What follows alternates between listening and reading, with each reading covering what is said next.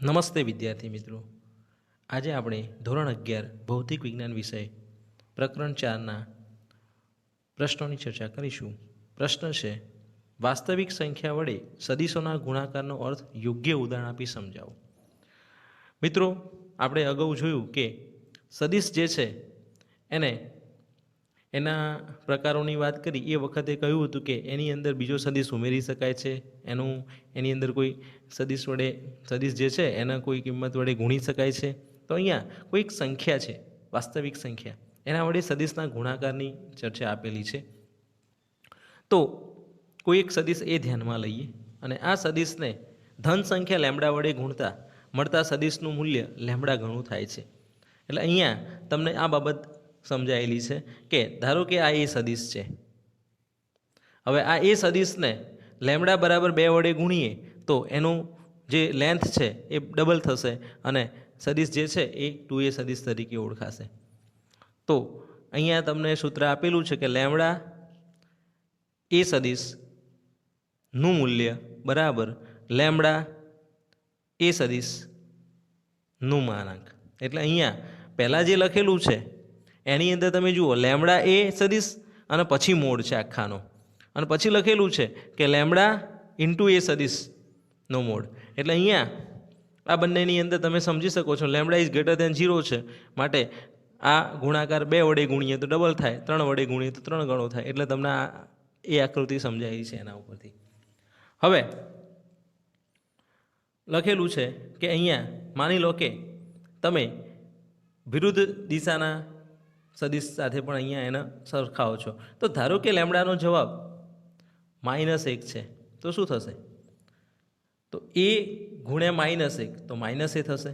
તો આ એ રીતે બતાવેલું છે. અને તમે લેમડાનો જવાબ -1.5 છે તો આ રીતે મળશે.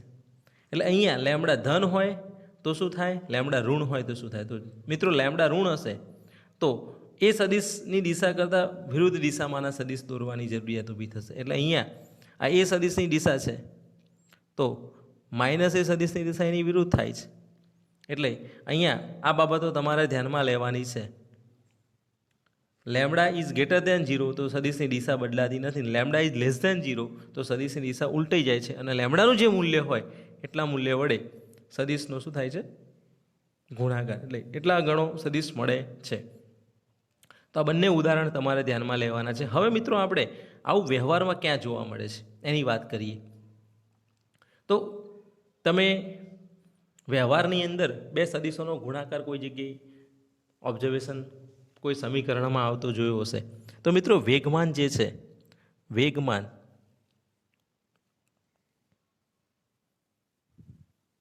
એને આપણે p વડે બતાવીએ છીએ. તો એ m અને v નો ગુણાકાર છે. p બરાબર mv. હવે તમે જુઓ કે v એ સદીશ છે, p એ પણ સદીશ છે. તો v સદીશને કોઈ કિંમત વડે શું કરી દઈએ છીએ? એમ ઘણી કિંમત વડે એને ગુણી દઈએ. એટલે એમ એટલે અહીંયા દળ. શું? એમ બરાબર દળ. તો અહીંયા દળ એમ છે અને એનો જે મૂલ્ય છે એ હંમેશા અહીંયા આપણે દળનું મૂલ્ય કેવું લઈએ છીએ? હંમેશા પોઝિટિવ લઈએ છીએ. લેમડા ઇઝ ગ્રેટર દેન 0 થાય. જો દળને લેમડા તરીકે લઈ લો અને વી સદીશ જે છે તો એનો પરિણામી સદીશ આપણને વેગમાન સદીશ મળ્યો. એટલે આવું આપણે ઘણી વખતે કરવાની જરૂરિયાત ઊભી થતી હોય છે. અહીંયા આપેલું છે બીજું એક ઉદાહરણ કે દાખલા તરીકે અચળ વેગનો સમય સાથેનો ગુણાકાર સ્થાનાંતર સદીશ આપે છે. મિત્રો, તમે આવું પરિણામ જાણો છો કે વેગ બરાબર અંતર ભાગ્યા સમય. હવે આ જે પરિણામ છે એમાંથી તમે અંતરને સૂત્ર કરતા કરો એટલે સ્થાનાંતર તરીકે લઈશું. તો સ્થાનાંતર બરાબર વેગ ગુણ્યા સમય. એટલે અહીંયા એ જ વસ્તુ બતાવેલી છે. તો વેગના પરિમાણ મીટર પ્રતિ સેકન્ડ અને ટીના પરિમાણ સેકન્ડ છે, તો અંતરનું પરિમાણ મીટર મળે છે. બરાબર છે? બરાબર. તો આ રીતે તમારે લેમડા એ સદિશની સમજૂતી તમારે ધ્યાનમાં લેવાની છે. લેમડા અને એ સદિશનો ગુણાકાર જે છે એનો પરિણામી ગુણાકાર આપણને લેમડા એ સદિશ તરીકે મળ્યો કહેવાય. એટલે લેમડા એ કોઈ વાસ્તવિક સંખ્યા છે, કોઈ ચોક્કસ સંખ્યા દર્શાવે છે. બરાબર. તો આ રીતે આ પ્રશ્ન અહીંયા પૂરો થઈ જાય છે. મિત્રો, બે સદિશોના સરવાળા માટે સમાંતર બાજુ ચતુષ્કોણની રીત સમજાવો કે આ રીત ત્રિકોણની રીતને સમતુલ્ય છે. હવે મિત્રો, અગાઉ આપણે ત્રિકોણની રીતની વાત કરી કે કોઈ એક સદિશ છે, એ સદિશના શીર્ષ ઉપર બીજા સદિશનો પૂછ ગોઠવવામાં આવે અને આ બે જે સદિશો છે એને જોડતો એક પરિણામી સદિશ દોરવામાં આવે તો તે આપણને રિઝલ્ટન્ટ વેક્ટર એટલે કે પરિણામી સદિશ આપે છે, જેને આપણે ત્રિકોણની રીત તરીકે ઓળખીએ છીએ. અહીંયા એક ત્રિકોણ તૈયાર થાય છે. એવી જ બાબત અહીંયા આપણે સમાંતર બાજુ ચતુષ્કોણ મેળવીને પણ આપણે પરિણામી સદિશ મેળવી શકીએ છીએ. તો મિત્રો, જોઈએ આપણે સબાચરની રીત. સૌપ્રથમ બે સદિશો એ અને બીની વાત કરીએ, જેનો સરવાળો કરવો છે. તો આકૃતિ એ મુજબ બે સદિશોને એકબીજાના પૂછ ભેગા થાય તે રીતે ગોઠવી દઈએ. એટલે એ સદિશ અને બી સદિશ જે છે એના પૂછ ભેગા થવા જોઈએ. તો અહીંયા જે એનું પૂછ છે, આ પૂછ અહીંયા ભેગું થાય છે. આ જોઈ શકાય છે આ પોઝિશનમાં. તો સદિશ એ અને સદિશ બીને એકબીજાના પૂછ ભેગા થાય તે રીતે ગોઠવી દેવામાં આવે અને ત્યારબાદ સદિશ એને સમાંતર હોય તેવો એક સદિશ દોરવામાં આવે, જેને આપણે અહીંયા QS તરીકે બતાવેલો છે આકૃતિમાં, અને સદિશ બીને સમાંતર હોય તેવો સદિશ PS દોરવામાં આવે. તો આ બે સદિશો દોરશું તો જેનાથી આપણને અહીંયા એક સમાંતર બાજુ ચતુષ્કોણ જોવા મળશે, જેને આપણે સ-બા-ચ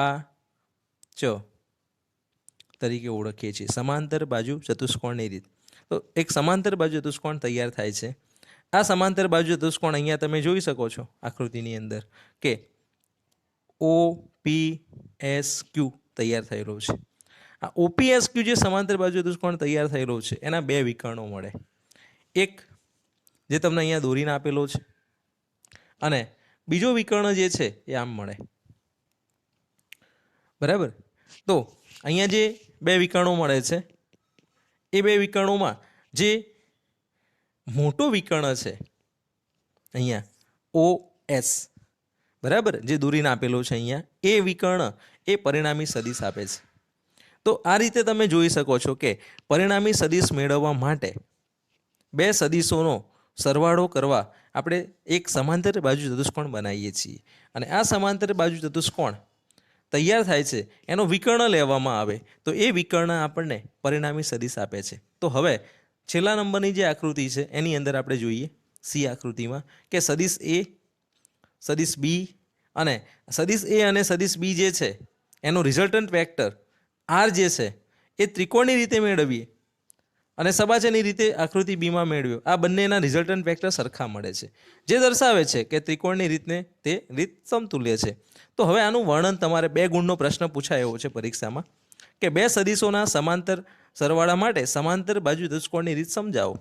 તો તમારે સૌથી પહેલાં કોઈ બે સદિશો બતાવવાના, એનો સબાચરની મેથડ દ્વારા સરવાળો કરવો છે એવી અહીંયા તમારે રજૂઆત કરવાની છે. તો જોઈ લઈએ આપણે અહીંયા કે આને કેવી રીતે લખેલું છે. આ લખાણ તમારે બરાબર ધ્યાનથી લખવાનું છે. તો આકૃતિ બીમાં દર્શાવ્યા પ્રમાણે નિશ્ચિત બિંદુ O પસંદ કરવામાં આવે. એટલે અહીંયા તમે જોઈ લો કે બી આકૃતિ છે એની અંદર O બિંદુ દર્શાવેલું છે. એ સદિશ અને બી સદિશ એવી રીતે દર્શાવો કે જેમથી તેમની લંબાઈ અને દિશા ન બદલાય. હવે તમને આગળ પણ મેં કહ્યું હતું કે સદિશ જે છે એને તમે જે રીતે દોરવો હોય તે રીતે દોરી શકો છો. જે ફ્રી સદિશો છે એના જે જગ્યાએ દોરવા હોય એ જગ્યાએ દોરાય, પણ એની એક લાક્ષણિકતા છે કે એની દિશા અને એનું મૂલ્ય બદલાવવું જોઈએ નહીં. એટલે અહીંયા એ સદિશ અને બી સદિશની લંબાઈ અને દિશા ન બદલાય તેમ તેમના પૂછ O બિંદુ પર આવે છે અને એ સદિશ અને બી સદિશ જેની પાસેની બાજુઓ બને એવો સમાંતર બાજુ ચતુષ્કોણ OPSQનો વિચાર કરવાનો છે.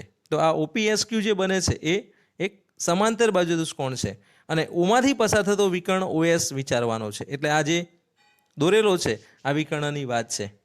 હવે તમે OS એ સદિશ અને બી સદિશ જે છે નો પરિણામી સદિશ દર્શાવે છે. તો આને તમે આ રીતે લખી શકો, OS બરાબર OP સદિશ પ્લસ OQ સદિશ, અને એના માટે રિઝલ્ટન્ટ વેક્ટર R સદિશ બરાબર એ સદિશ વત્તા બી સદિશ. આમ આકૃતિ સીમાં એ અને બી સદિશોનો પરિણામી સદિશ મેળવવા માટે ત્રિકોણનો નિયમ દર્શાવ્યો છે. બંને આકૃતિ પરથી સ્પષ્ટ થાય છે કે બંને રીતોમાં સમાન પરિણામ મળે છે અને એટલે કે બંને રીતો એકબીજાને સમતુલ્ય છે. અહીં પરિણામી સદિશ R નું મૂલ્ય એ સદિશ અને બી સદિશના મૂલ્યના સરવાળા જેટલું અથવા તેથી ઓછું હોય છે. હવે આ બાબત પણ તમારે થોડીક અહીંયા ધ્યાનમાં રાખવાની છે કે R સદિશનું મૂલ્ય, હવે ઘણાને અહીંયા કન્ફ્યુઝન થશે તો થોડી ક્લિયર કરી દઈએ. R સદિશનું મૂલ્ય એટલે મિત્રો અહીંયા ધારો કે આપણી જોડે આ એ સદિશ છે, આ બી સદિશ છે અને આ એનો પરિણામી સદિશ છે. બરાબર. હવે આજે એ, બી અને આ આર, તો આ આર સદિશનું જે મૂલ્ય છે, મૂલ્ય એટલે માનાંક એનું, એ મૂલ્ય કાં તો એ સદિશ અને બી સદિશના સરવાળા જેટલું થાય કાં તો એનાથી નાનું થાય. એટલે આ રીતે અહીંયા આપેલું છે. તો જનરલી આવું જોવા મળે છે, mod of a plus mod of b. હવે કેમ આવું થાય છે મોટા ભાગે? તો બે સદિશો જો એકબીજાને સમાંતર ના હોય, આ રીતે આ પહેલો સદિશ, આ બીજો સદિશ, બંને એકબીજાના પેરેલલ છે, તો શું થાય? તો આ કિસ્સામાં તમે શીર્ષ અને પૂંછની ગોઠવણી કરશો તો આ રીતે જ આવશે અને આ એનો પરિણામી સદિશ પણ બનશે. એટલે અહીંથી અહીંની જે વેલ્યુ છે એટલી જ વેલ્યુ સરવાળાની પણ મળશે અને એટલી જ વેલ્યુ પરિણામીની પણ મળશે. એટલે અહીંયા જ્યારે એક જ દિશામાં હોય સદિશો ત્યારે સરખા થશે મૂલ્યો, અને બાકીના કિસ્સામાં લેસ ધેન વાળી નિશાની અહીંયા આપણે યુઝ કરીશું. બરાબર. તો આ પરિણામ તમારે યાદ રાખવાનું છે. પરીક્ષામાં પૂછાય એવો 2 ગુણનો પ્રશ્ન છે તો આ પ્રશ્ન તૈયાર કરવાનો છે. મિત્રો, સદિશોના વિભાજનનો અર્થ સમજાવો, આ રીતનો 2 ગુણનો પ્રશ્ન પૂછી શકે છે. હવે અહીંયા તમે આકૃતિમાં જોઈ શકો છો કે સદિશ એ અને સદિશ બી દર્શાવેલા છે, જે અસમાંતર સદિશો છે.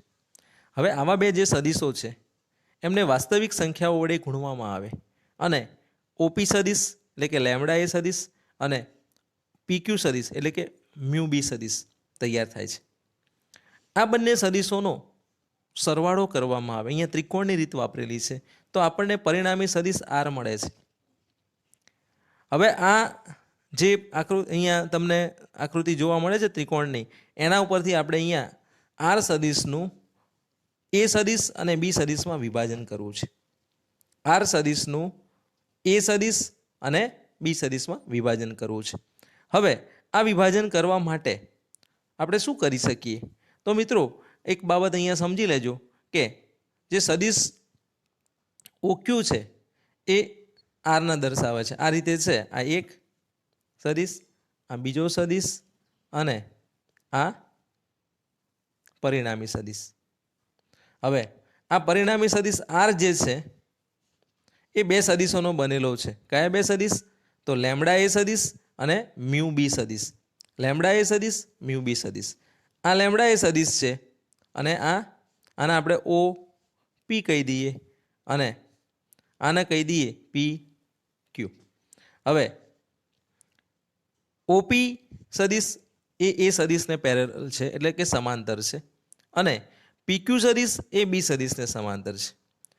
તો ઓપી સદિશ બરાબર લેમ્ડા એ સદિશ છે અને પીક્યુ સદિશ બરાબર મ્યુ બી સદિશ છે. લેમ્ડા અને મ્યુ અદિશો છે જે કંઈક કિંમતો દર્શાવે છે. તો પરિણામી સદિશ આ શું બને? તો પરિણામી સદિશ ત્રિકોણની રીત દ્વારા આપણે શીખ્યા છીએ કે લેમ્ડા એ સદિશ વત્તા મ્યુ બી સદિશ છે. તો હવે આને આપણે બે ઘટકોમાં વિભાજિત કર્યો, સદિશ એ અને સદિશ બીના. તો અહીંયા શું લખાય? અહીંયા લખાશે આના માટે કે આ જે આર સદિશ છે એનો એની દિશામાંનો ઘટક અને આર સદિશની બીની દિશામાંનો ઘટક. તો આ જે બે ઘટકો છે એ સદિશની દિશામાંનો ઘટક અને બી સદિશની દિશામાંનો ઘટક, બરાબર. આ બંને ઘટકો તમારે આ રીતે વિભાજનમાં લેવાના છે. તો આમ આપણે સદિશનું બે સદિશોમાં વિભાજન કર્યું કહેવાય. તો આર સદિશ એ સદિશ અને બી સદિશમાં શું થાય છે? વિભાજિત થાય છે, બરાબર. તો આર સદિશ એ સદિશ અને બી સદિશમાં વિભાજન પામ્યો કહેવાય અને આ એના વિભાજનની રીત છે. તો હવે મિત્રો આ વાત થઈ કોઈ પણ પ્રકારે બે સદિશો આવેલા હોય એના વિભાજનની.